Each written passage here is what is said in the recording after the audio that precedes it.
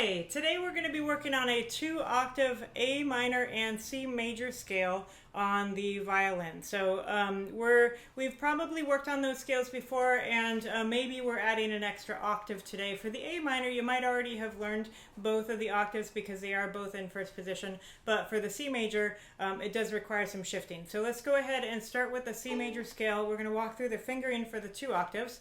So the first octave you've probably already learned starts on C on the G string, so third finger.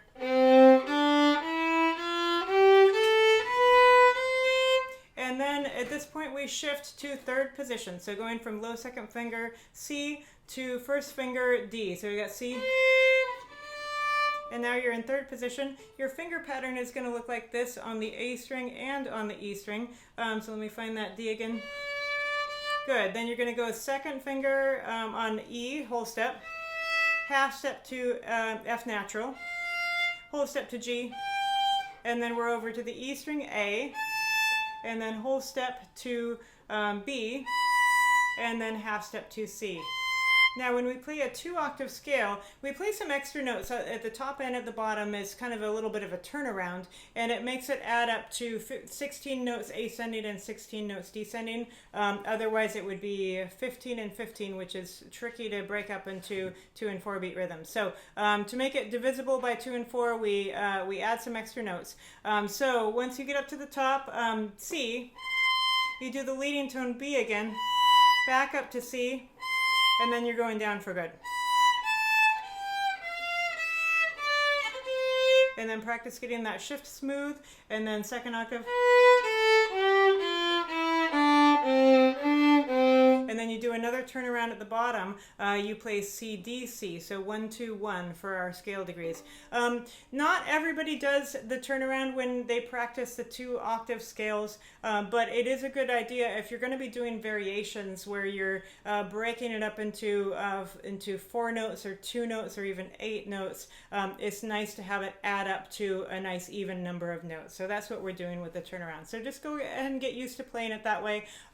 Nothing wrong with practicing it the other way, but you just have a lot more versatility with variations if you add the turnaround. So all together, that's going to sound like this. Why don't you go ahead and play with me? Starting on C, let's go. So C, D, E, F, G, A, B, and then C. Shift here. Whole step, half, whole step, over to the E, whole step, and then C. B again, back up to C, over,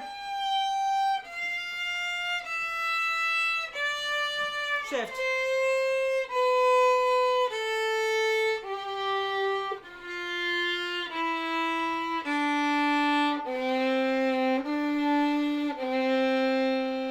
Good. So that's C major, 2 octaves.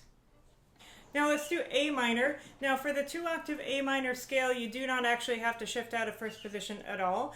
You've probably already learned both octaves of the A minor. So let's go ahead and review the fingering and then talk about how we play them when we string them together into a 2-octave scale with a turnaround. Now if you do have a little bit more experience with shifting and you're comfortable going a little bit higher on your instrument, you may want to try doing the next octave, but we're not going to do that today. So let's go ahead and we're going to start down low on the G string, first finger. Good, and we'll go ahead and play the scale. Why don't you go ahead and play with me, and we'll just kind of go through it nice and slow. So B, half step, and then D, F sharp here, G sharp, and then A. And then first finger, low second finger here. Good. And then you can do open E or fourth finger. And then F sharp first finger, not low, but just regular first finger. G sharp is high second finger.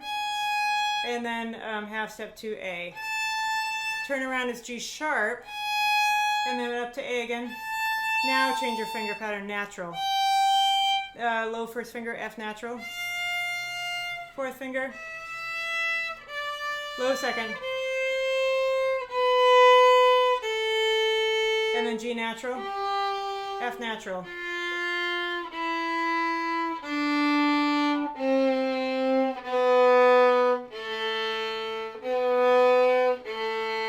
Good. So just a note about the turnaround at the top when you're playing the minor scale. Remember that the 7th note does change ascending and descending. We keep it the high 7th scale degree, the leading tone, for the turnaround. So when you get up to the high A in this case, you play G sharp again, back to A, and then the next note is G natural. So you don't lower it until you're ready to actually go down for good. So all together that sounds like this.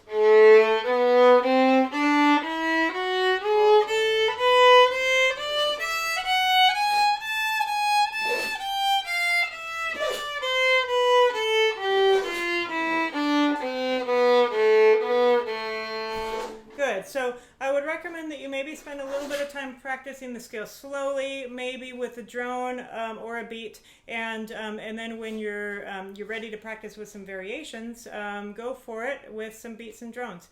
Have a great time practicing the C major and A minor 2-octave scales.